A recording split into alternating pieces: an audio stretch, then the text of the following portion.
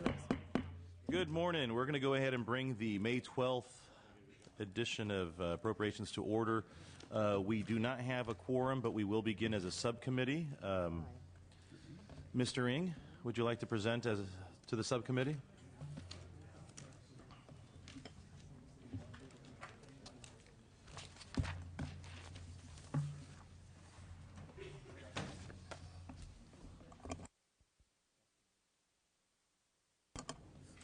Working.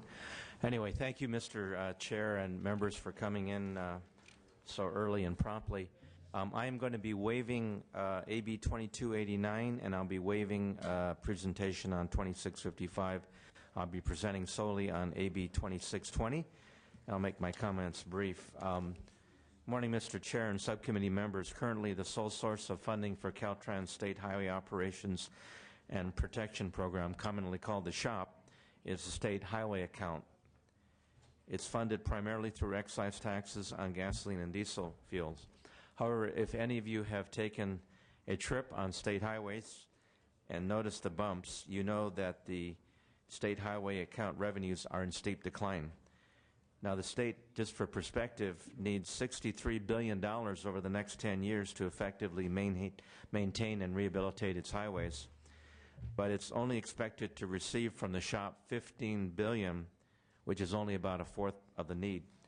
Now, toll lanes bring in tens of millions of dollars annually and are projected to bring in hundreds of millions collectively by using the state highway system. It is fair and equitable that these facilities provide a portion of the revenues to help maintain and repair the state's asset upon which they are built. This bill, AB 2620, ensures that a portion of toll revenues generated by creating these high occupancy toll lanes are dedicated to the shop to fund vitally important projects, for example, like the $17 million project on the 5 freeway in LA to update the median, which reduces collisions, or the $5 million project on Highway 168 in Fresno to realign the curve in a highway to prevent collisions. Finally, this measure will bring in sorely needed funds to help repair and maintain the state's asset, I would argue our premium asset, our state highway system. Respectfully request an aye vote at the appropriate time.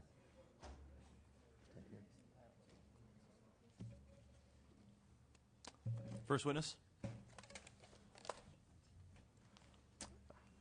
Any witnesses in support and opposition? Thank you for your presentation, Mr. Ng. Respectfully request an aye vote. Thank you, Mr. Chair and members. Mr. Bill.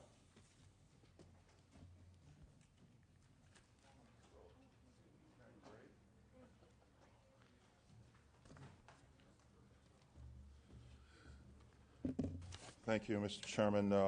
This is AB 2221. And good morning, members. The Department of Alcohol and Drug Programs license residential treatment facilities that provide non-medical services to individuals who are working to overcome their addiction to alcohol or other drugs. These facilities services typically include education, group or individual sessions, treatment planning, and detoxification services. Additionally, some of these facilities use a multidisciplinary team that often include contracted physicians on site to provide medical clearance and assist with other limited medical services such as routine physicals, communicable disease screening, vital sign assessment, prescribing, administering, and dispensing of medications for withdrawal symptoms. There is a need of a broad spectrum of medical intervention used for the services that we have in these facilities. And 1 in 7 chemical dependency recovery hospitals, which are licensed by the Department of Public Health. And recently, due to the current statutory language, the Department of Alcohol and Drug Programs has been warning residential treatment facilities that they would lose their license if they continue to provide physician access. This bill would allow the department to license these treatment facilities that utilize this mid-level care of patients on site without holding a separate license, and require these facilities be accredited by a nationally recognized accrediting organization. This would ensure that patients who don't need the intense and costly intervention to receive a full range of treatment options, including vital mid-level care. It was passed out of the Health Committee with unanimous vote, and the indications are minor absorbable costs to the department. I urge an aye vote. Very good. Your first witness in support? Mr. Chair, members, Robert Harris on behalf of the California Society of Addiction Medicine and California's Addiction Medicine Specialist.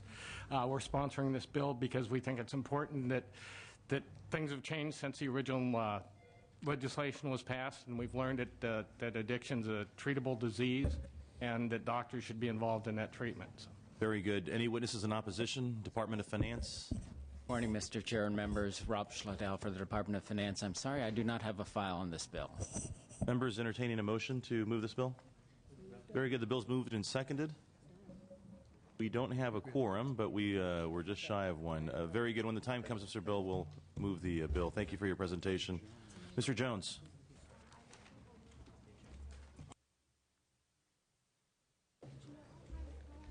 Mr. Chairman. Mr. Jones. Good morning, sir. Good morning. I've got three bills. How would you like me to proceed? What's your pleasure? I'd like to start with AB 1897, which deals with the State Compensation Insurance Fund. Very good. Mr. Chairman, members, AB 1897 is designed to bring stability to the State Compensation Insurance Fund. The bill deauthorizes the sale of the fund. That was a part of the budget a year or two ago. I think all of us agree from a policy perspective, probably not the best idea, an idea undertaken in extremis, and given the fact that no one has bought it and we're not booking it as sold anymore, we think we should put it to rest. We have some witnesses in support of the bill. Stephanie Burry from SCIU Local 1000, the sponsor of the bill. The bill also provides for Senate oversight of the SCIF by virtue of making sure that the governor's appointees to the SCIF undergo the usual review of the Senate Rules Committee and confirmation there, too. And that, I think, gives us a little bit more legislative oversight of the SCIF. Very good. Thank you. Witnesses in support? Stephanie Burry with SCIU Local 1000 in support. Any witnesses in opposition? Very good. Thank you, Mr. Jones, for that presentation. Your next bill? Next bill is AB 1595. This bill is a vehicle to implement a portion of the National Health Care Reform Act that allow us to expand Medi-Cal eligibility up to those equal to 133% of the federal poverty level, including single adults. The federal legislation provides that commencing in 2014, the federal government will take a significant share, 90% or so of the cost of that, dwindling down to about 70%. I got that wrong, actually, 100% to 90% by 2020. This bill authorizes our taking advantage of that in 2014 and allows us to have the conversation, if the chair and the committee allow this bill to move forward, about some near-term opportunities to even accelerate our expanding Medi-Cal in the state. We have some witnesses in support, sir. First witness. Thank you, Mr. Chair, members of the committee. Carolyn Jenner with the California Medical Association in support of the bill. Thank you. Crystal Marner-Lee with Children Now and the 100% campaign in support. Additional witnesses in support? Witnesses in opposition? Department of Finance? Sorry, no file. Very good. Thank you, Mr. Jones. So it's a good day when the Department of Finance doesn't have a file. We look forward to working with the committee on those two bills. We understand they're going to suspense. Next, AB 2490, we hope the committee will act favorably on today. This bill simply protects California employers and California businesses who are entering into contracts for insurance for workers' compensation, and make sure that if there are disputes associated with those contracts, they have the option of having those disputes resolved in California as opposed to distant forums across the country. It's a way of reducing costs to employers and California businesses. It does this by making sure that at the time that the insurance contract is provided to the business, that there is clear express language that would allow them to elect to have arbitration or dispute resolution occur in California, as opposed to what's occurring now, where they're being handed contracts that require that to occur outside the state at significant cost to businesses. In deference to the committee's time, I've not brought a parade of witnesses. We'd ask for your support. Very good. Let's go ahead and establish a quorum, Madam Secretary, and we'll take that item up. Fuentes. Here. Conway. Here. Amiano. Here. Bradford. Here. Calderon. Cotto. Davis. Hill. Here. Hall. Harkey. Miller. Nielsen. Here. Norby. Here. Skinner. Solario. Torlixon. Here. Tirico.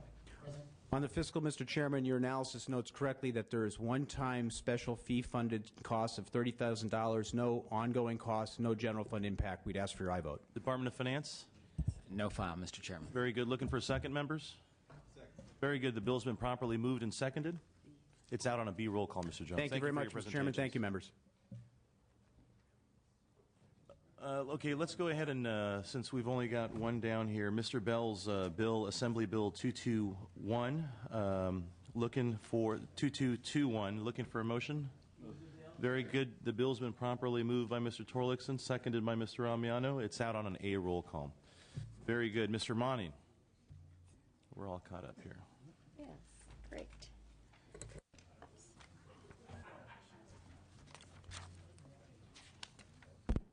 Good morning, Mr. Chair, members. I have two bills. I'm presenting my AB 2340 and then followed by a bill on behalf of Mr. Nava, AB 1963. Proceeding with my bill, AB 2340, this is a bill regarding a worker's right to use bereavement leave when a close family member dies. At some point in our lives, we all suffer the often devastating loss of a loved one or relative. Currently, no federal or state law provides job protection for an employee who must take a leave of absence to prepare or attend funeral services following the death of a relative. This measure addresses that protection. Specifically, it will provide that no employer may discharge or in any way discriminate against an employee for taking up to 3 days unpaid leave within 13 months upon the death of a spouse, child, parent, sibling, grandparent, grandchild, domestic partner or child of a domestic partner. In addition, the bill establishes that an employer may require the employee to use accrued vacation leave, accrued sick leave, or other accrued time off during the bereavement leave. Finally, AB 2340 establishes that an employer may require an employee to provide documentation of the death within a reasonable period of time after using bereavement leave. This measure is a humane gesture. Dealing with grief and loss at the time of a loved one's death is difficult already, but when employees have to make choices between attending funeral services and risking their job during these challenging economic conditions, the situation becomes unbearable. For these reasons, I respectfully ask for an aye vote. First witness. Thank you, Mr. Chair. Members of the committee, Jeremy Smith here on behalf of the California Labor Federation. Support. Additional witnesses. Department of Finance. Oh, we had another witness here. Kelly Green with the California Nurses Association in support. Additional witnesses in support. In opposition. Department of Finance. Mr. Chairman, we have minor and absorbable costs for this bill. Very good. The bill's been moved by Mr. Amiano, seconded by Mr. Bradford. Bill's out on a B roll call. Thank you, Mr. Chair. And now I'm presenting on behalf of Mr. Nava. This is AB 1963. It's a straightforward bill that strengthens an existing program that was established nearly 40 years ago to protect workers who handle pesticides from pesticide poisoning. Very good. The bill's been moved and seconded. First witness. Let me just summarize. What this bill does is it requires those who by law already, the labs that take the cholinesterase testing from workers who handle pesticide products, they would simply have to forward these electronically to the state so that we can begin to monitor and oversee what's happening with workers handling pesticides. It measures the depression in blood cholinesterase level. I do have a witness here in favor of the bill. First witness. Yes, I'm Ann Catton of California Rural Legal Assistance Foundation in support, also here on behalf of Pesticide Action Network and Physicians for Social Responsibility. As just explained, this bill is very important because a good medical supervision program can prevent very serious illness, and the state needs a means of oversight. We urge your support. Thank you, Mr. Chair. Members of the committee, Jeremy Smith here on behalf of the California Labor Federation. Support. Next witness. Kelly Green on behalf of the California Nurses Association in support. Adam George with Sierra Club California in support. Witnesses in opposition. Department of Finance. We have minor and absorbable costs for this measure. First witness in opposition. Mr. Chair and members, Don Gilbert representing Quest Diagnostics. We oppose the bill. First of all, these tests are very small small percentage of the work that we do, the tests we perform at Quest. The cost of overhauling our lab reporting system to do reporting of all results more than likely will outweigh the continued desire of Quest to do these tests. And there's only 9 labs in the state that do them. We have 2. So it doesn't make a lot of sense to us in that aspect. Secondly, the doctors have all this information already. So the information that's required, and I'm sure is important to receive, can be obtained from the doctors who presumably don't have the lab reporting overhaul problems that we have. And we were a little bit surprised because 2 years ago when a virtually identical bill was moving, there were $250,000 in costs identified for receipt of the reports by the state, and we were a little bit surprised to see that those costs didn't come up this go-round. Thank you very much. Next witness. Michael Arnold, representing the California Clinical Laboratory Association, opposed for the same reasons that Quest Laboratory is opposed. There used to be 9 out of about 400 laboratories in the state that could do these tests. There are now only 8. One of the 9 laboratories has stopped doing the tests. The proponents of this bill seem to believe that these 8 laboratories will continue doing this test. We don't think they will. So we think the law of unintended consequences will come into play here. Somebody has to pay for the collection and reporting of this data. The one provision in the bill that creates problems for the clinical laboratories is the requirement that they report a new type of information, which is the purpose of the test. They don't currently collect that information. There is no field on their computer system to allow them to acquire that information and to report it to the state.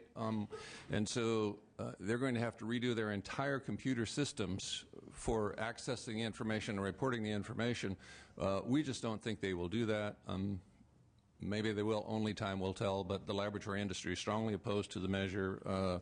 It is a cost without any kind of reimbursement or any recognition of that cost. And then lastly, for those of you who are on the Budget Committee looking at the Department of Toxic Substances and the pesticide regulations, if they can do this within their existing budget, that's a big surprise to us in light of our fiscal situation. Very good. The bill does have a due pass recommendation. Mr. Monty, would you like to close? Yes, thank you, Mr. Chair. With all due respect to those in opposition, as the Finance Department has said, these are absorbable costs. This is data that is already being collected. All this bill asks is that it be forwarded to the state.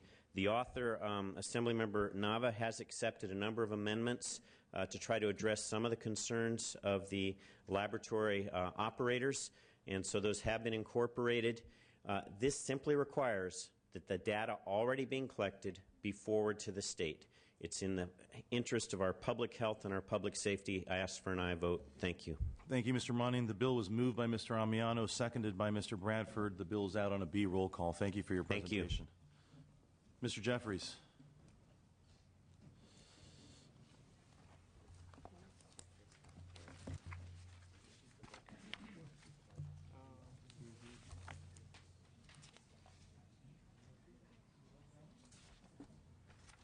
Morning, Mr. Jeffries. You're presenting on Assembly Bill 1671. Yes, good morning, Mr. Chair. The floor is yours, sir. Thank you, sir. It's my pleasure to present a bill that has no state costs. Members, this is a bill that deals with... Well, the bill's been moved with no state costs as amended. Moved by Mr. Cotto, seconded by Mr. Miller. Would you like to close? I would respectfully ask for an aye vote. Witnesses in support? Mr. Chairman, members, Paul Smith with the Regional Council of Rural Counties in strong support of the bill. Mr. Chair, members of the committee, Michael Corbett on behalf of Riverside County in support of the bill. Witnesses in opposition? Department of Finance? No file, Mr. Chairman. Bill's out on a roll call. Excellent job, Mr. Jeffries. Thank you. Great job. Ms. Lowenthal and Ms. Strickland.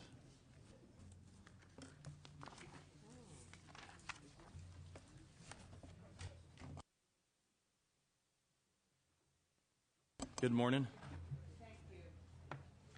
Thank you, Mr. Chair and members of the committee.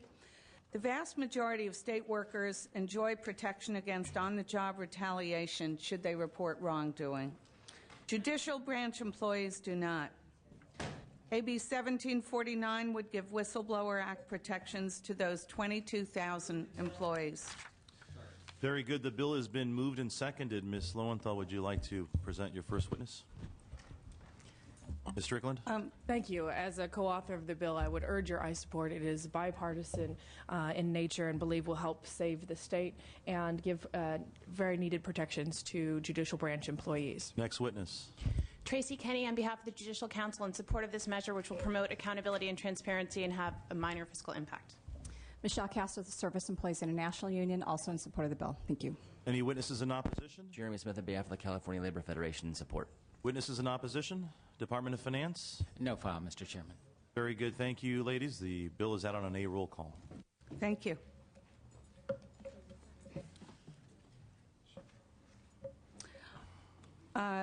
AB 2747 will save about $40 million a year. It requires CDCR to use formularies, use generic medications whenever possible, and establish a central fill facility. This bill codifies current practices put in place by the federal receiver so that these policies remain in place once the prison health care system is no longer under receivership. This is a crucial piece of the receiver's ongoing turnaround plan, as well as the governor's budget proposal. I'll move the bill. Thank you. To reduce prison spending by $800 million in the budget. Very good. Thank you, Ms. Lowenthal. Your first witness. Joyce Hayhoe, representing California Prison Health Care Services, also known as the Receiver's Office. We sponsor the bill and we urge your support. Next witness. Witnesses in opposition? Department of Finance? We concur in the $40 million savings estimate. Very good. The bill's been properly moved and seconded. It's out on an A roll call. Thank you. We're looking for authors. Mr. Bradford, would you like to present?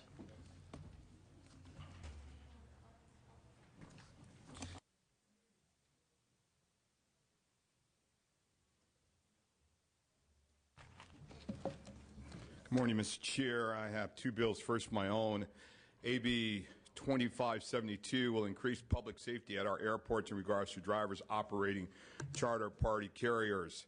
I agree with the committee's analysis comments that the public utility changes in the new and renewable application fees will result in $235,000, and that cost associated with implementation of the legislative intent. Mr. Chair, I'd like to move the bill. Thank you, Mr. Cotto. Can we get a second? Thank you. Very This good. bill has wide support from the California airports. We Drive You, San Francisco Airport, California Bus Association, and Taxi Cab Association. Mr. Gilbert. Thank you, Mr. Chair. Don Gilbert, representing San Francisco International Airport, in support. Any additional witnesses in support? In opposition? Department of Finance? No file, Mr. Chairman. Ms. Conway? Would you like to close, Mr.? I respectfully ask for your aye vote. Very good. We're going to do a Republican roll call. Conway? Aye. Conway, aye. Harkey? Harkey, aye. Miller? Miller, aye. Nielsen? Norby? No. Norby, no. Very good. That bill is out. Mr. Bradford, your next bill. Okay. I'm presenting for Mr. Liu AB 2325. AB 2325 establishes greater protection for homeowners by providing the foreclosure consultant services Move the bill, Mr. Chair. Very good. The bill's been an moved audit for any mortgage loan for residents foreclosure. and seconded by Mr. Miller. Any witnesses in support? Witnesses in opposition? Department of Finance? No file, Mr. Chairman. Bill's out on a B roll call. Thank you, Mr. Chair. Thank you, Mr. Bradford. Mr. Logue, would you like to present on your bill? Way to go.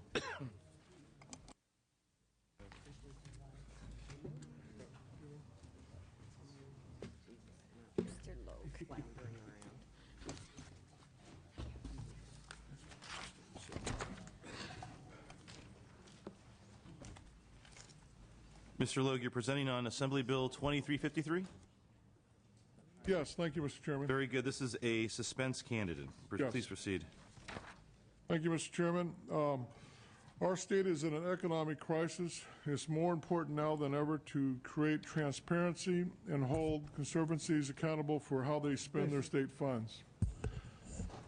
Right now, the conservancies have annually over $231 million of taxpayers' money, and only 3 of the conservancies out of the 10 are held accountable for their funding. There's no regular oversight for the remaining 7 conservancies, and it's difficult to determine the projects that are being conducted or even progress towards achieving the Conservancy's stated goal. In the past, the LAO's office has recommended a periodic review of each state conservancy to determine if the mission continues to be appropriate or of statewide interest and of a priority in terms of meeting the state's overall land conservation goals. AB 2350 would require that all existing conservancies report the legislation every other year concerning funding sources, program costs, land and conservation easement acquisitions, activities, a schedule or projects undertaken, etc. This will help to provide a clearer statutory direction to each state conservancy regarding the objectives of their programs by periodically assessing their progress and expenditures. AB 2353 would help to create a standard level of transparency for all current conservancies and establish consistency with the reporting requirements already in place for 3 conservancies that do this reporting. This bill may be slightly increase our costs. It will substantially increase oversight, accountability of organizations that regularly receive millions of dollars in bond funding. I respectfully request your aye vote on this measure intends to create a transparency and improve accountability. And today in our state government and in our budget, transparency is going to weigh more now than ever. Thank you, Mr. Logue. Do you have any witnesses in support or in opposition? No, I do not. Very good. Thank you. The bill remains on suspense. Thank you for your presentation. Mr. Block.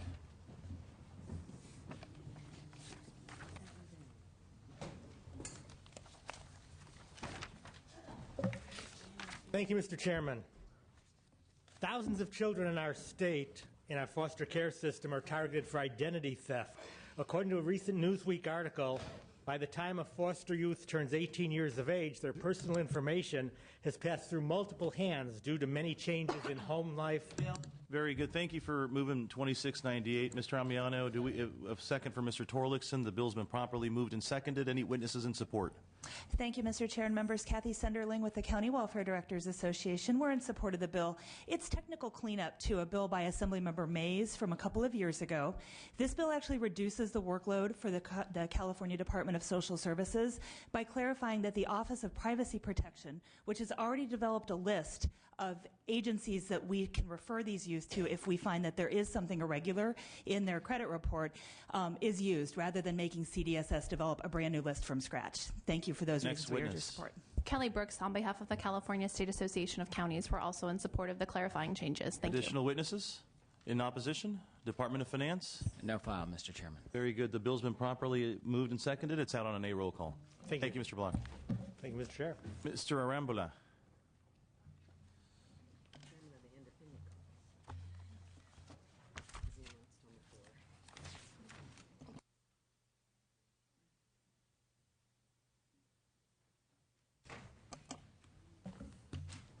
Good morning, Mr. Chairman and members. Good morning, Mr. Rambula.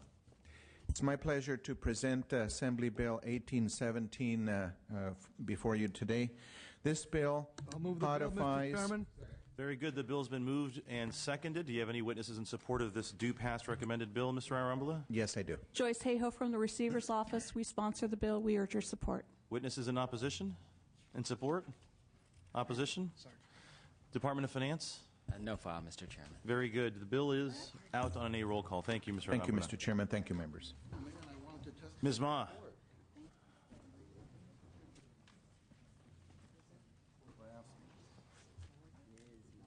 Good morning, Madam Speaker Pro Tem. Good morning, Mr. Chair and members. I am pleased to present AB 1987, a bill sponsored by the State Controller, John Chung, that protects our taxpayers. I'll move the bill, Mr. Chairman.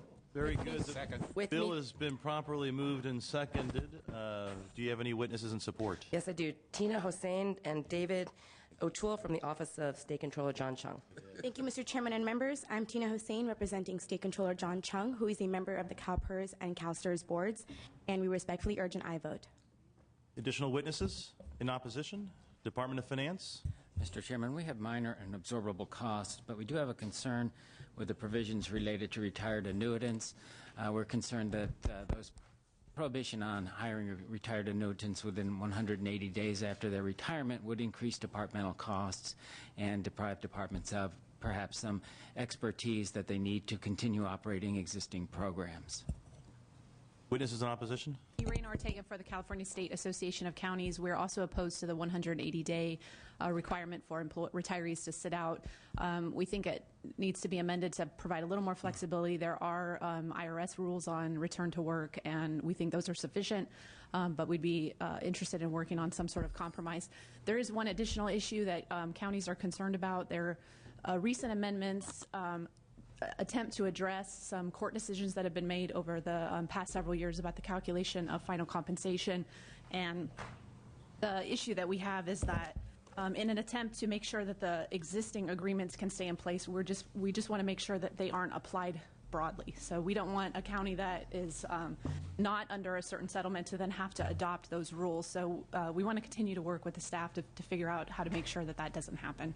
Otherwise, it will actually increase the cost of pensions rather than putting these caps on them. Very good. The bill's been moved by Mr. Miller, seconded by Mr. Davis. The bill is out with Mr. Amiano, recorder's off. Thank you, Ms. Ma.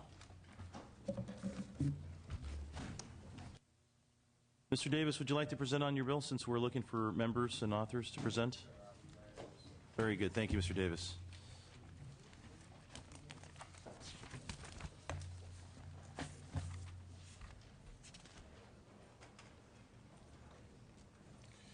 Mr. Chairman and members of the Appropriations Committee, I first want to present on AB 1918.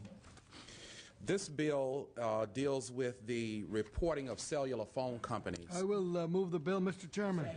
Very good. The bill's been properly moved and seconded. It does enjoy a due pass recommendation. Do you have any witnesses in support, Mr. Davis? I don't think any of witnesses them in opposition? Department of Finance? No file, Mr. Chairman. Very good. The bill is out on a B roll call. I Thank guess you we've very got much, 1913 next. Thank you. 1913 deals with the California Public Employees Retirement System Board of Administration to adopt a policy that sets a goal for using emergent investment managers to manage up to 10% of its portfolio. I respectfully ask for your eyebrow. Very good. The bill's been properly moved and seconded. Seeing and hearing no witnesses in support or opposition. Department of Finance? We have unknown, but we expect to be modest costs for the bill. Mr. Norby. Thank you, Mr. Chairman. My comment has to do with the previous one. I sort of skipped over that 1918. It passed. I wanted to explain my no vote on that, Mr. Davis. I appreciate your efforts to expand as much as possible opportunities for everyone in this area. The problem I have with it is that the concept of a minority who is and who is not is changing. It's becoming harder and harder to define who that is. Okay, well, maybe it was more specific. It'd be great, but I've got a son who's a sophomore at USC. His mother's Chinese. I'm Norwegian. His whole life, he didn't know if he was a minority, and I don't know if in the future it's going to matter. So I think the term minority probably has to be looked at and more further defined. I know there's a movement among Arab Americans to make sure they're not counted as white in the census, but there's no way to count them other than that. So that's the issue I have with it. I think it's more of a social construct that changes rather than something that's clearly definable. So I know that discussion will continue, but that's well, in brief response, the federal government has long time ago established the definition of minorities, and it includes women as well. And in terms of this particular policy, it is an extension of the governor's authority under General Order 156 to have utility companies to include minority and women businesses in greater opportunity. And finally, the other utility companies have years ago done an annual report on diversity, and unfortunately cellular phone companies more recently have not been included in, and now that they gross over $25 million, it's consistent with state policy. So I guess in a nutshell, the federal government has established the definition of women and minority businesses, and those who want to participate can self-identify if they choose to, and if they don't choose to, they can do that too. Very good. Thank you, gentlemen. That was a conversation that should have been with Assembly Bill 1918, which has been passed out of this committee. Mr. Davis, we are going to take action on Assembly Bill 1913. The bill has been properly moved and seconded. Department of Finance, do you have a file on that? Yes, we have unknown and expected modest costs for the bill. Very good. For those viewing at home, Mr. Davis, we are going to move that bill out on a B roll call. Thank you for your presentation. Looking for additional authors. Ms. Torres, would you like to present?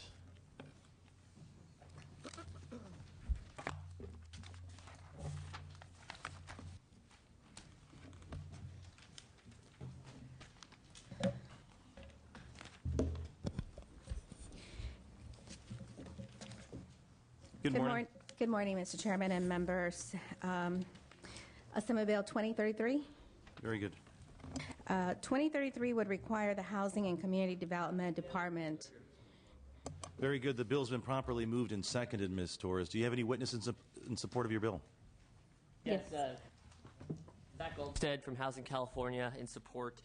This is a way to bring more California taxpayer dollars back from the federal government at a time when we sorely need them. And I would add that for a very small initial cost, this will bring nearly $1 million to our rural communities to battle homelessness. From every year here on out, there's administrative costs once we receive funding to pay for any administrative costs that go from here on out. So the cost is just a very small initial cost, and we're getting free technical assistance from HUD, from the federal government, to do this, to actually even mitigate those costs even less. So it seems like a slam dunk in our mind to bring back needy dollars from the feds, especially for rural areas of our state that haven't had any funding for many, many years. Thank you. Next witness.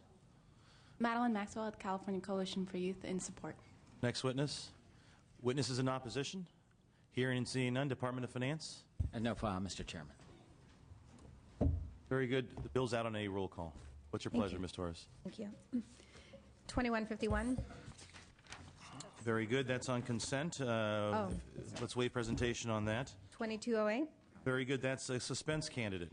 Please proceed.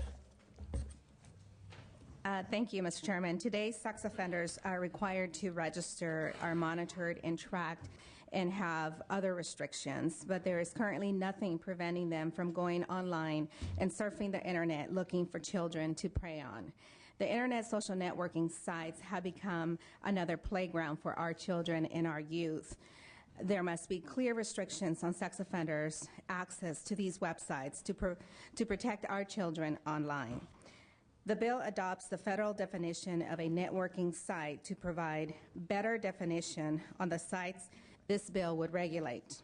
Also, it includes a provision that allows sex offenders on probation or parole to seek exemptions under internet social networking websites for legitimate professional purposes. I ask for your aye vote. Very good. Witnesses in support? Mr. Chair, members of the committee, Michael Corbett on behalf of the City and County of San Francisco in support. Any additional witnesses in opposition?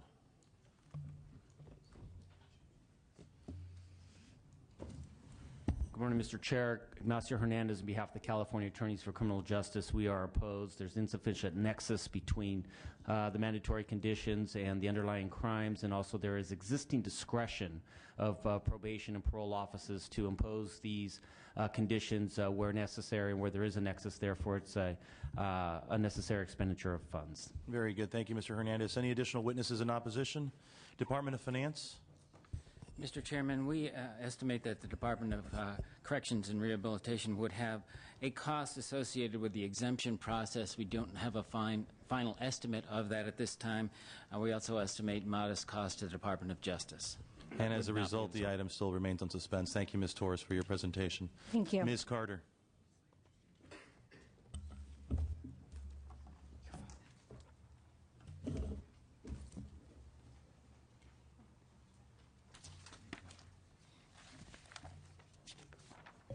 Good morning, Ms. Carter. Mr. Chair, members.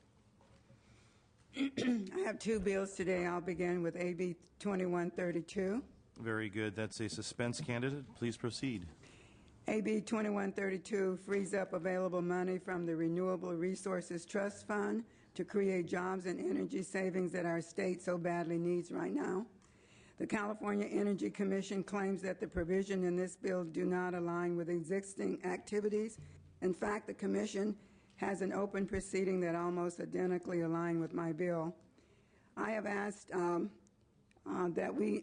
I feel that we deserve to know how staff time now is dedicated to administering the trust fund and how many applications are being declined.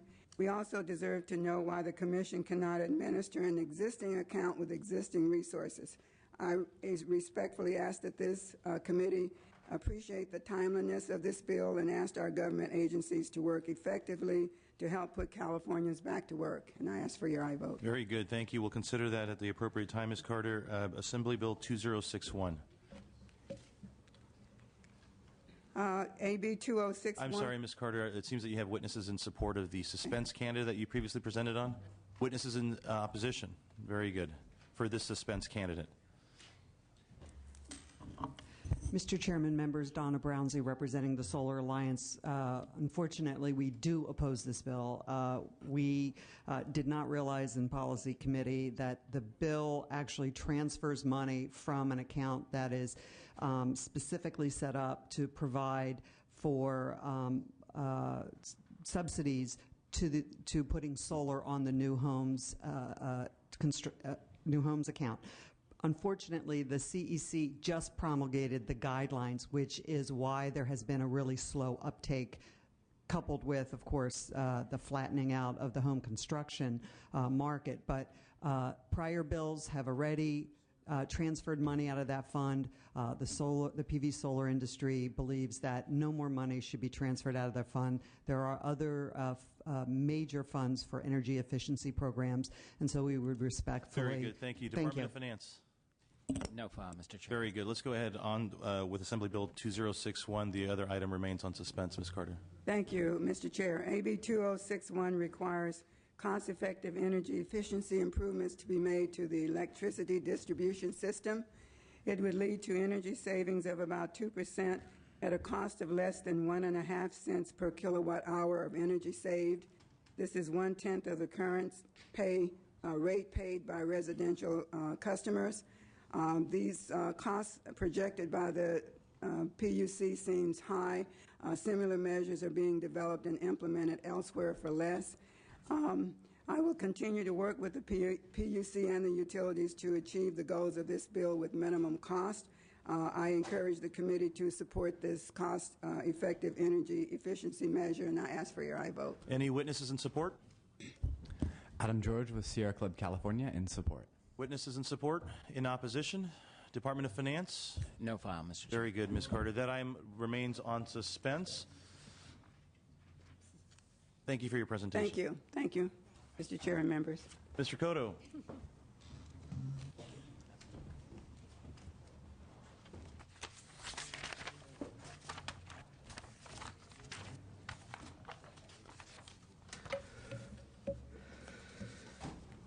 Thank you, Mr. Chairman. The first bill I'd like to present on is 2086, if I may. Very good. This bill is about transparency. Very good. It's transparent to me that the bill has been properly moved and seconded. Any witnesses in support? Mr. Lucia, please. Bill Lucia with that voice in support. Witnesses in opposition?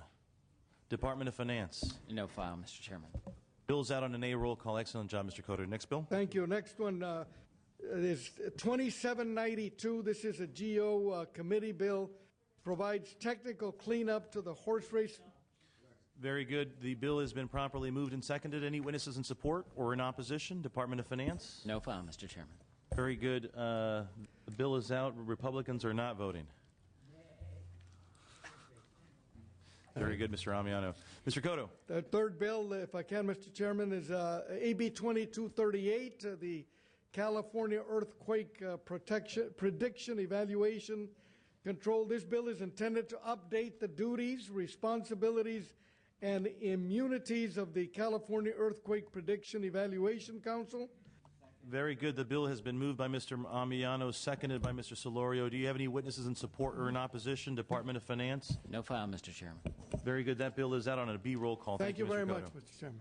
Ms. Saldana.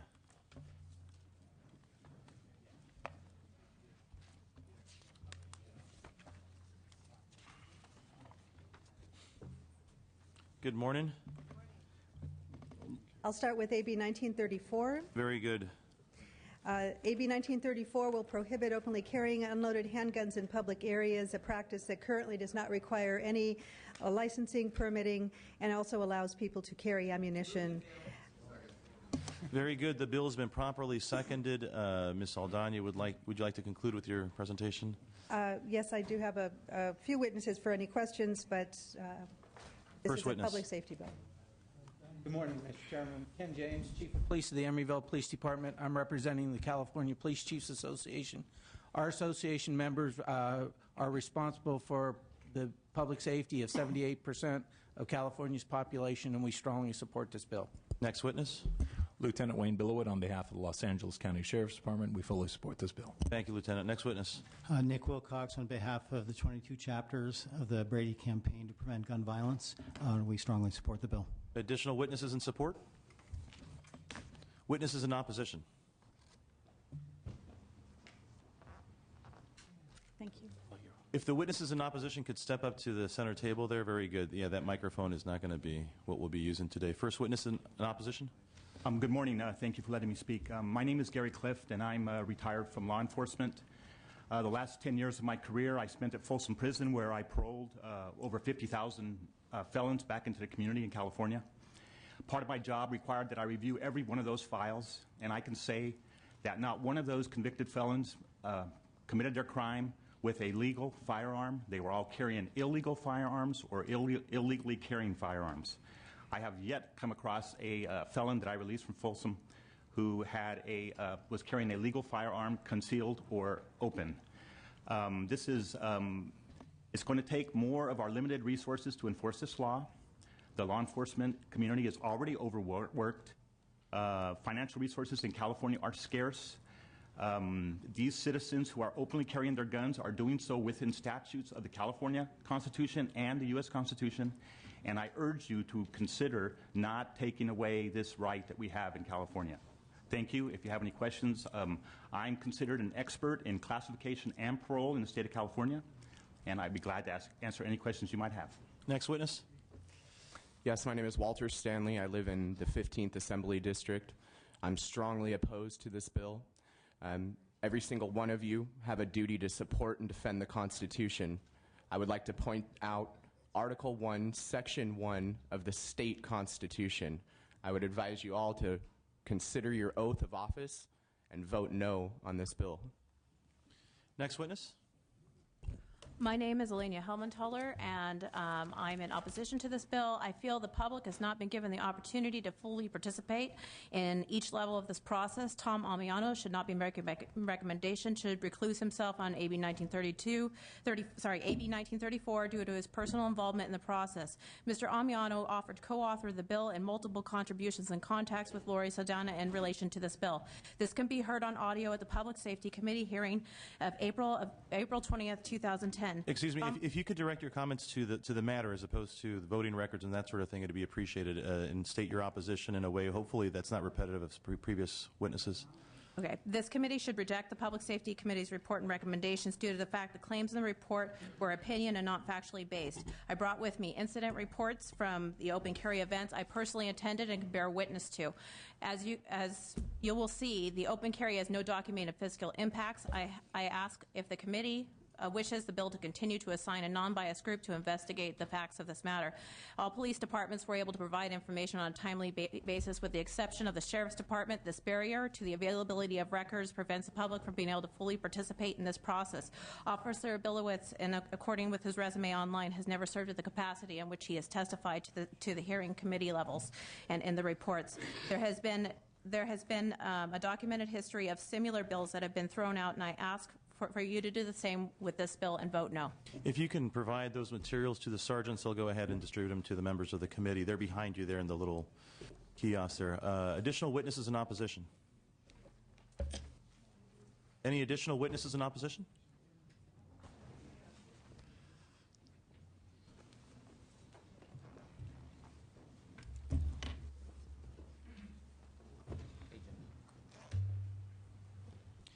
Next witness in opposition.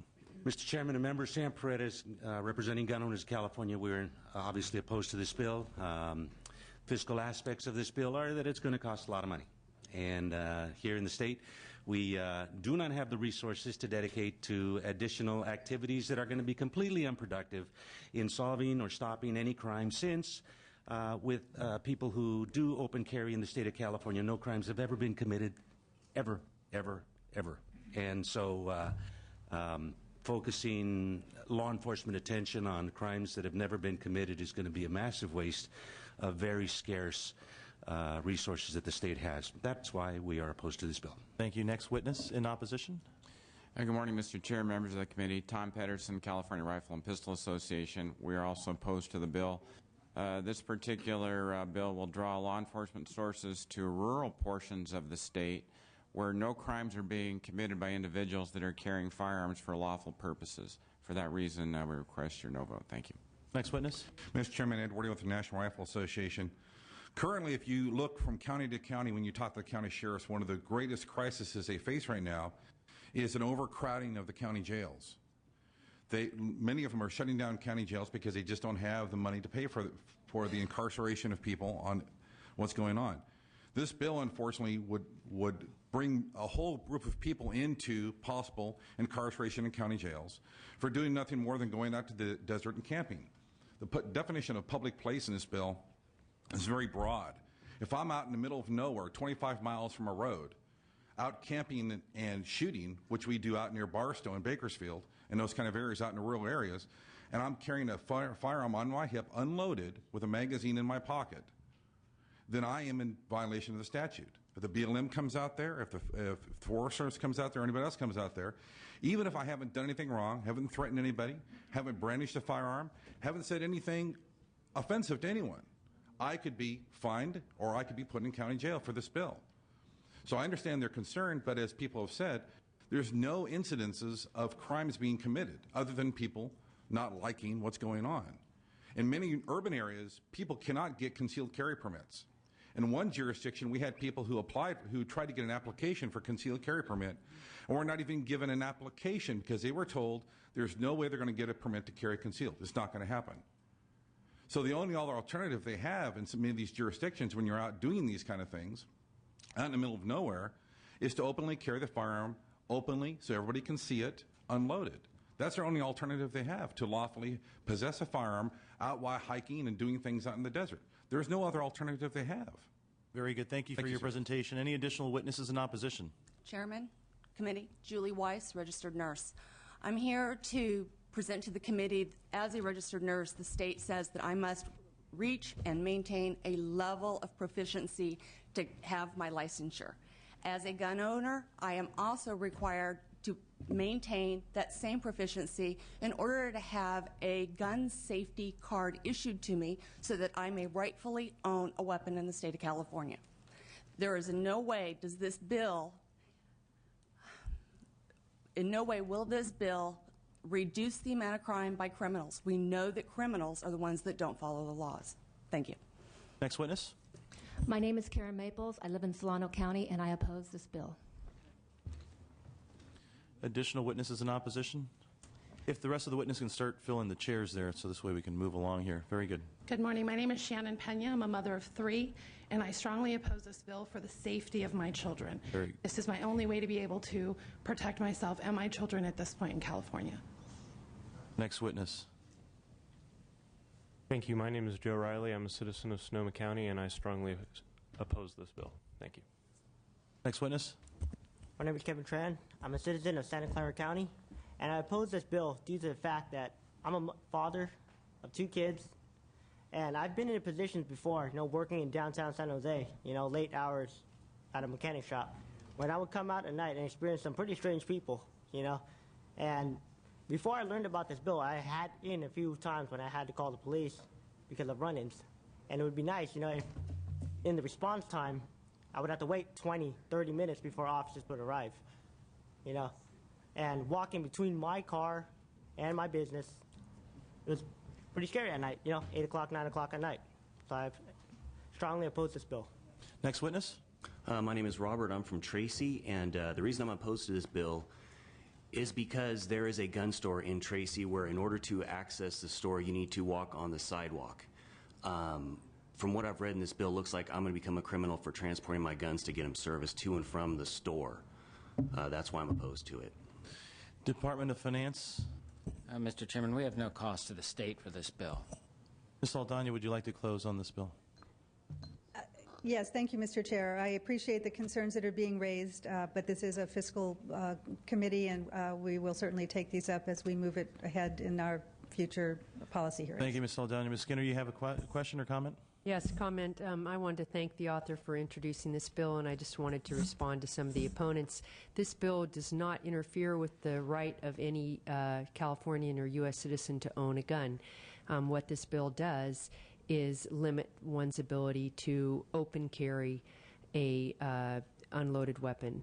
And in the communications to my office, my constituents have been quite clear that it puts them in a very fearful situation when they are out and shopping or going to a cafe and they see people sitting there with open weapons on their person. They feel that the constituents that have communicated to me feel that it's quite a provocative act, and they have asked for their own safety that we enact this law. So I thank you for carrying it. Very good, Ms. Saldana. The bill has been moved by Mr. Amiano, seconded by Mr. Bradford. The bill is out on a B roll call. Thank you. Thank you. I'll move on to AB 2296 on near-site solar. The purpose is to allow more ratepayers within investor-owned utility service areas to participate in the California Solar Initiative. I'll move the bill, Mr. Chairman. Very good. The bill's been moved by Mr. Cotto, seconded by Mr. Bradford. Your first witness in support, Ms. Saldana? Yes, I'm Bob Raymer, Technical Director of the California Building Industry Association, in support of the bill, and also saying support for the California Business Properties Association. Thank you. Next witness.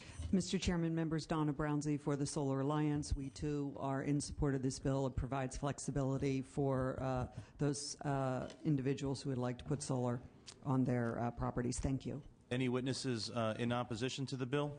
Department of Finance? No file, Mr. Chairman. Very good. The bill was moved by Mr. Cotto, seconded by Mr. Bradford. It's out on a B roll call with Ms. Harkey recorded as not voting.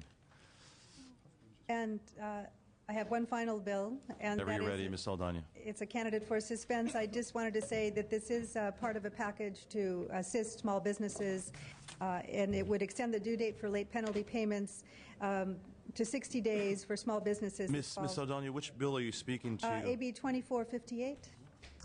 It's not a suspense candidate. It has a due pass recommendation. Do you have any witnesses in support? Right here. But if you're happy to volunteer this one as a suspense candidate, we could certainly use the savings. I withdraw my prior statement. Very good. Any witnesses in support? Move the bill. Yes, Michelle Peelsticker, California Taxpayers Association. We think this is a good government bill and we support. Very good. It's also inexpensive. Any additional witnesses in opposition? Department of Finance? No file, Mr. The bill's been properly moved and seconded. It's out on an A roll call. Congratulations. You got your bill off of suspense, Ms. Saldana. Mr. Huffman. Good work. That's the one for the year there. Mr. Huffman. Good morning, Mr. Chair. Good morning, I expected Mr. a long wait this morning. You haven't been watching at home, Mr. Huffman. I'm a little disappointed after all of our fishing trips. And Mr. Huffman, you are presenting on bills that appear to be on suspense. What's your pleasure?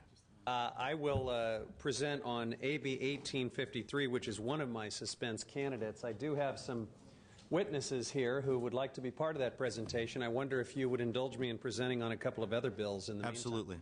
meantime. In that case, I'd be happy to present on AB 2256. Very good. It does have a due pass recommendation?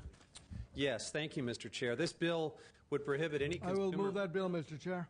It sounds like your flushable bill, Assembly Bill 1671, enjoys a good first and second. Do you have any witnesses in support of the bill? I hope to have witnesses in support, yes. I am joined by the League of Cities, the Association of Sanitation Agencies, and others.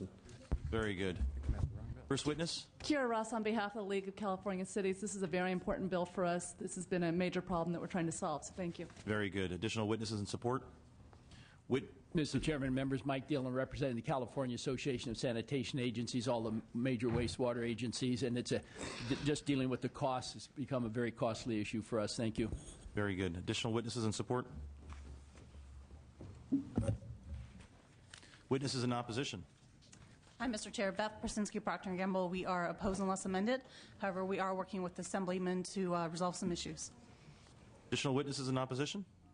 Support, actually. In support? Yes. Sorry for my confusion. I'm Adam George with Sierra Club California, and we support this bill. Very good. Good to know the Sierra Club is supporting this bill. Mr. Huffman, Department of Finance? And no file, Mr. Chairman. Members? Very good. The bill has been properly moved and seconded. Mr. Norby has a question or a comment. I appreciate your attempt to deal with this problem, because it is a problem. People flush things down the toilet that don't belong there. Whether or not there are alligators living in the sewers of New York, there are things that are flushed down that shouldn't be.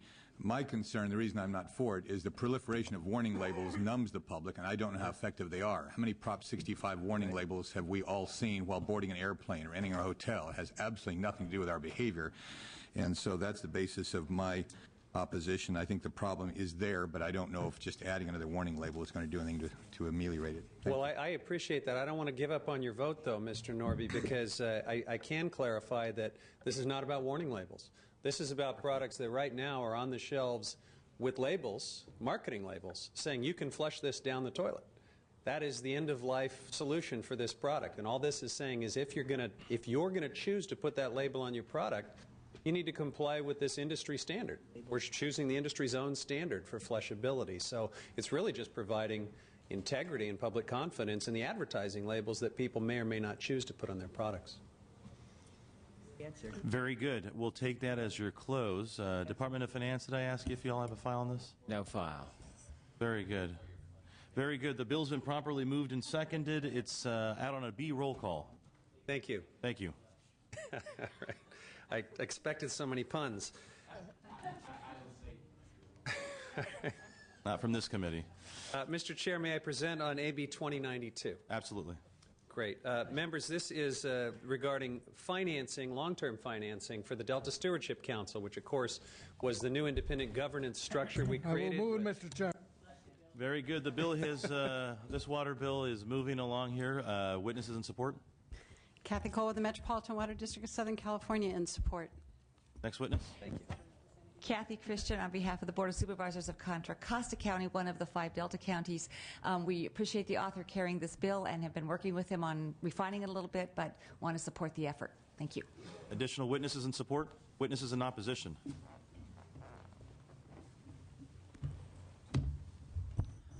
Hi, good morning, Mr. Chair, members. Glenn Farrell with the Front Water Authority. We're extremely appreciative of the author's amendments in the April 20th version, moved the bill in a direction that we're in favor of. However, we're still concerned that the language of the measure seems to provide that new fees are a presumptive outcome of the long-term financing plan. We're in favor of a long-term financing plan, and we certainly don't object to paying our fair share, and we absolutely do not object to the creation of a meaningfully crafted beneficiary pays framework.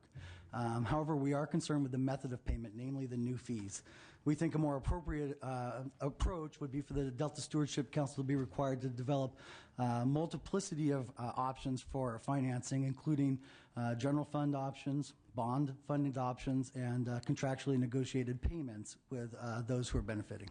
Very good. Mr. Damari. Mr. Chairman and members, Dominic Damari here on behalf of the Northern California Water Association, and we are also opposed for many of the same reasons that Mr. Farrell just stated. One additional reason would be that under the beneficiary pays proposed in this bill, we may be missing some of the other people in the Delta who are responsible for some of the impacts and stressors on the Delta, most notably those people who have introduced invasive species into the Delta, and we think that they should also be part of the mix in terms of fees for the Delta and funding the Delta Stewardship Program. And we, like Mr. Farrell, are also appreciative of the amendments that Mr.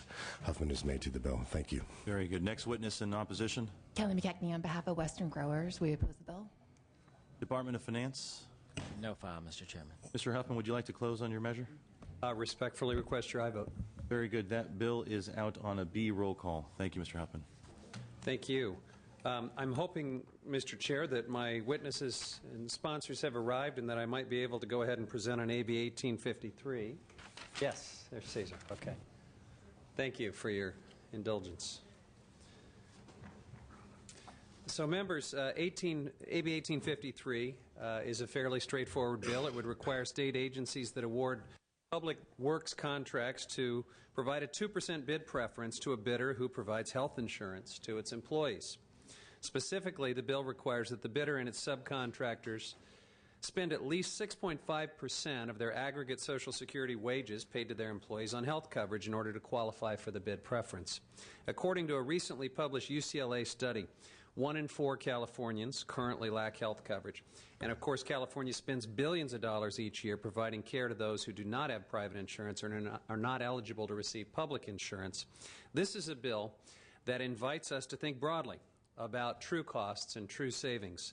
Any additional costs, members, that the state would incur with increased bids would be more than offset by the cost savings to the state for treating uninsured workers. And I have with me today Cesar Diaz from the State Building and Construction Trades Council in support of this bill. Mr. Diaz.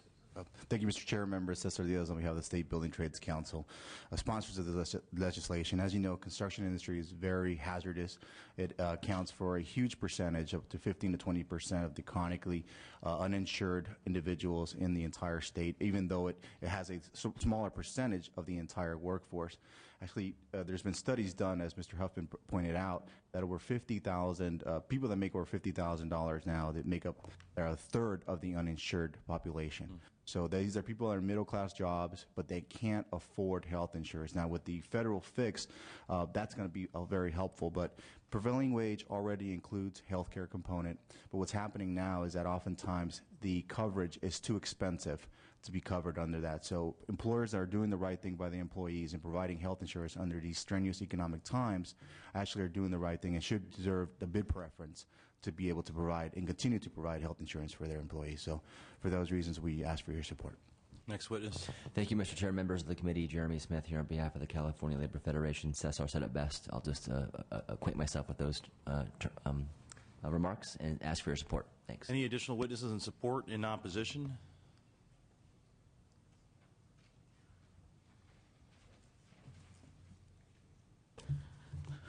Good morning, Mr. Chairman, members. Julianne Broyles here on behalf of Associated Builders and Contractors of California in opposition to AB 1853. Certainly, we agree with a lot of the points that the proponents made on the bill. However, there are some key differences in what this bill would actually do.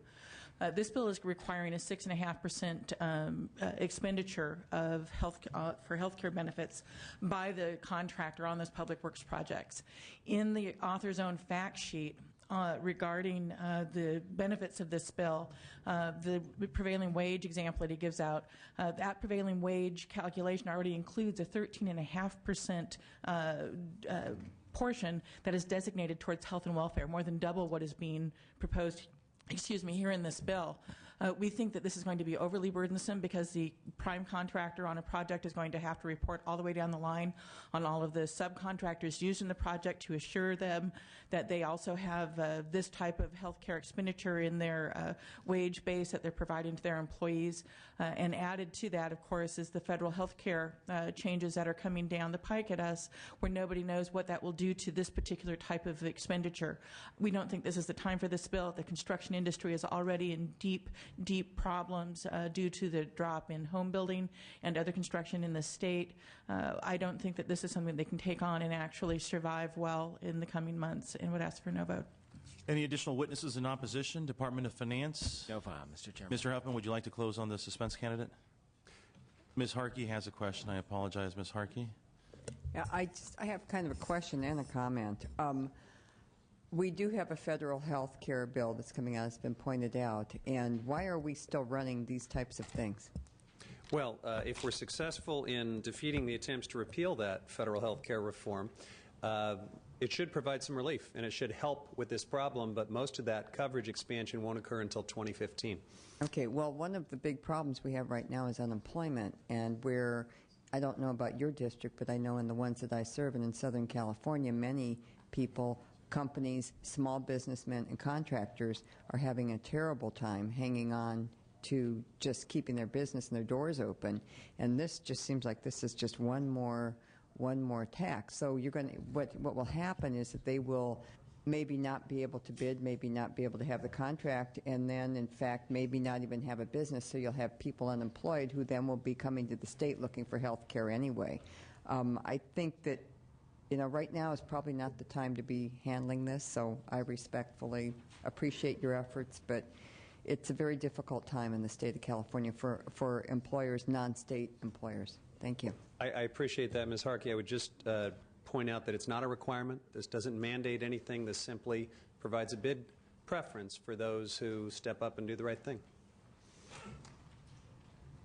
Who would get selected if they did not have this?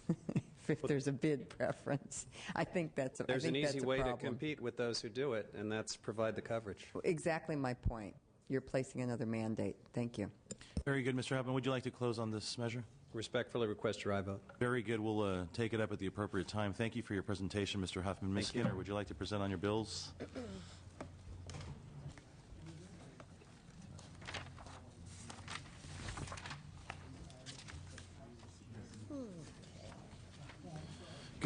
Good morning. Thank you, Mr. Chair and members. I will start with Assemblymember De Leon's bill, AB 2656. 2656 is a measure that would require faculty members or staff of a public or private post-secondary educational institution to be subject to internal policies to ensure that state-funded research meets minimum The academic bill's been moved by standards. Mr. Cotto, seconded with clarifying amendments. Do you have any witnesses in support? Yes. Those are the Leon bill. That's why you don't see it. There are no witnesses for De Leon's bill. I respectfully request your aye vote. How about witnesses in opposition? How about Department of Finance? Sorry, no file. How about we move this bill out on a B roll call?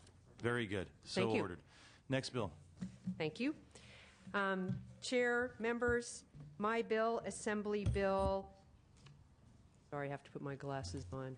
I don't have the bill numbers memorized. 1900 is a bill to provide safer guidelines for our pregnant inmates. The bill as amended. Very good. The bill has been moved as amended. It's seconded by Mr. Cotto. Any witnesses in support? Before the witnesses, I just want to make a few clarifying points. This bill only addresses transport. There's no additional requirements for treatment for inmates in this bill. We have addressed the CDCR's, the Department of Finance, and the Chief Probation Officer's concerns. It has absorbable costs, and we are today fixing a Ledge Council drafting error to make sure that our bill is not a complete ban of shackling. That is not our intent. So that is one of the amendments in the bill, and I would allow my witnesses in support to speak. First witness in support is amended. Shannon Smith Crowley, representing the American Congress of Obstetricians and Gynecologists. Our physicians are the ones who treat these patients, and we can definitely see the difference in the 23 counties where there are already policies in place. In counties where there's not these policies in place, we have situations such as broken pelvises, broken arms, and an inability to physically get to the patient to be able to treat them, and we believe this bill will be helpful with that. We ask for your support. Additional witnesses in support? Ignacio Hernandez, behalf of the California Attorneys for Criminal Justice, in support of the bill. Any additional witnesses in support? In opposition? Hearing and seeing none, the bill has been properly moved and I do have seconded. amendments here, copies for And those we're going to members. go ahead and accept them. Ms. Conway. Thank you, Mr. Chairman. Ms. Skinner, really appreciate the bill and all of your efforts, but we also appreciate the heads up regarding whatever the changes may be. We will probably stay off the bill right now, but other than that, it would be a support. So we look forward to the fixed version that we can support going forward. Thank you. Thank you. Very good. That bill is out on a, with Republicans off. Very good. Next measure? That's it. Great. Mr. Hall, would you like to present on your bill? Why, thank you, Mr. Hall.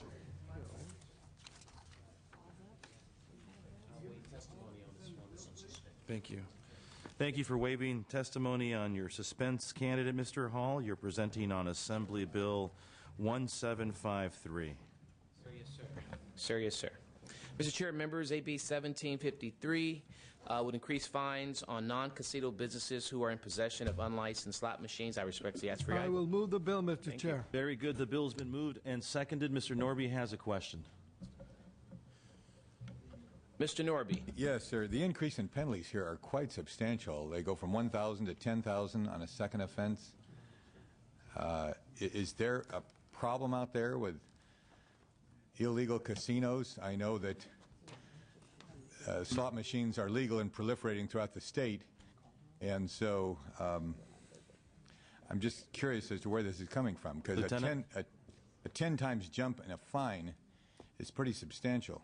Mr. Norby, Lieutenant Wayne Billowan on behalf of Los Angeles County Sheriff's Department. Our vice people are beginning to see these illegal slot machines popping up everywhere, and the reason we need to increase the fine that significantly is without it, the cost of doing business, these machines are making thousands of dollars a day. And if the fines at the current level or even a minor increase, it's the cost of doing business. They'll take the fine and continue to operate. This way, we make the fine high enough, it deters the cost of doing business. I'm just concerned a little bit about the appearance when the state is promoting gambling. We have lottery ticket machines in every supermarket. We're promoting legal gambling, not illegal gambling. Yeah, but when you promote it, the moral distinction is sometimes lost. So anyway, I'll be not voting on the bill, and I think it's very good. Would you have preferred it to be 20 times the amount? No. Give you some encouragement? Maybe 50%. Okay. I mean 5% or something. With inflation, I think fines should be adjusted based on inflation, but when they're huge jumps, it's a red flag for me. Very good. Any additional questions or comments? The bill has been properly moved and seconded. Mr. Billowitz is in support. Lieutenant Billowitz in support. Any witnesses in opposition? Hearing and seeing none. Department of Finance? No file, Mr. Chairman. Thank you. Very good. That bill is out on an A roll call with Mr. Norby recorded as not voting.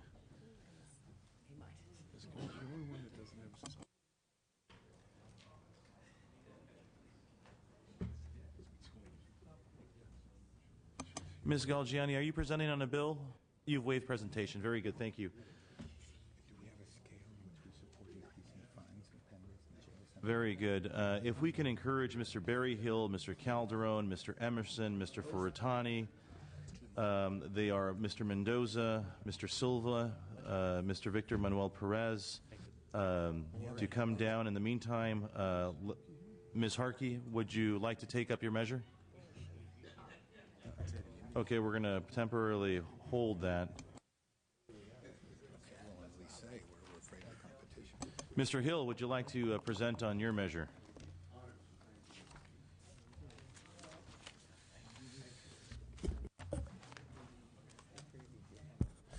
Thank you, Mr. Chair. This is AB 2667. Current law requires... Thank you. I respectfully ask for your item. It seems the bill has been properly moved and seconded. We're still looking for authors. Mr. Hill, do you have any witnesses in support? In opposition? Department of Finance? We have no significant cause for this bill. Very good. The bill is out on an A roll call. Thank you, Mr. Hill. Thank you, Mr. Chair. Thank you, members.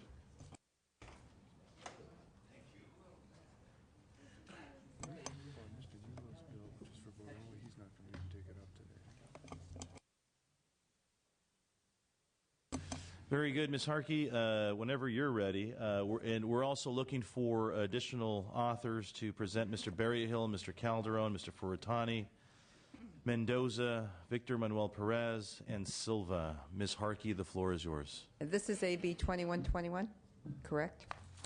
Okay. Is this a candidate for suspense? I need to find out. It is a candidate for suspense. Thank you very much.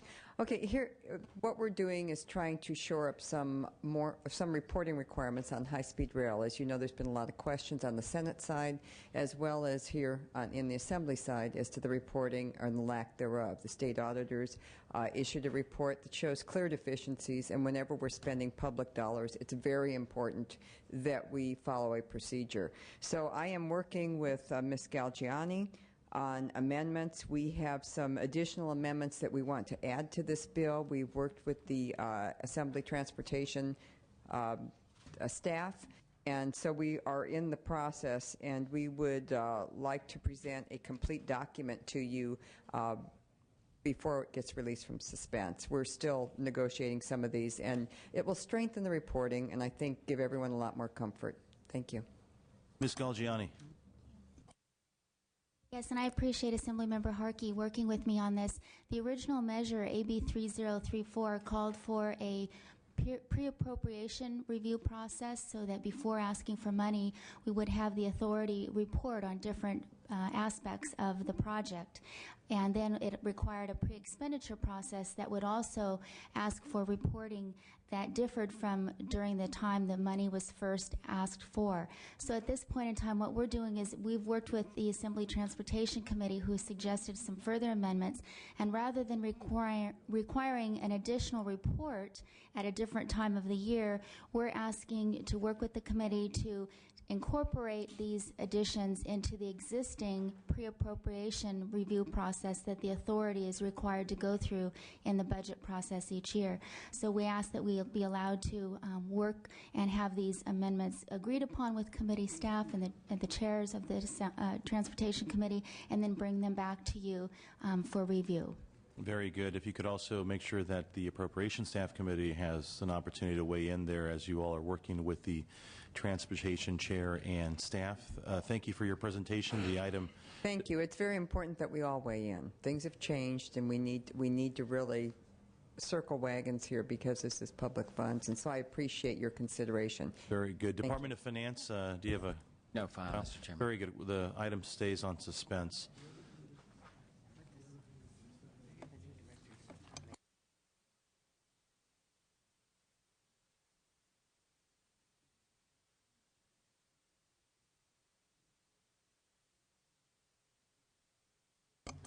Very good. This will be the third call for Mr. Berryhill, Mr. Emerson, Mr. Furutani, Mr. Mendoza, Mr. Perez, Victor Manuel Perez, and Mr. Silva. We'll give them another few minutes before we adjourn.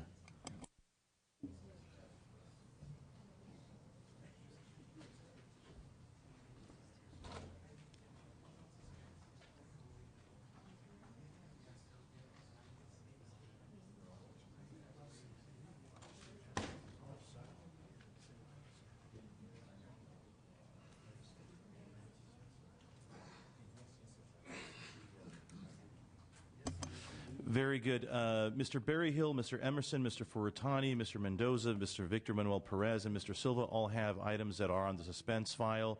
We are adjourned. Oh, apologize. We've got to do consent here. Got a little ahead of myself. Members, the consent has been moved by Mr. Solorio and Mr. Hall, the consent calendar. Mr. Norby? Yes, there was one bill.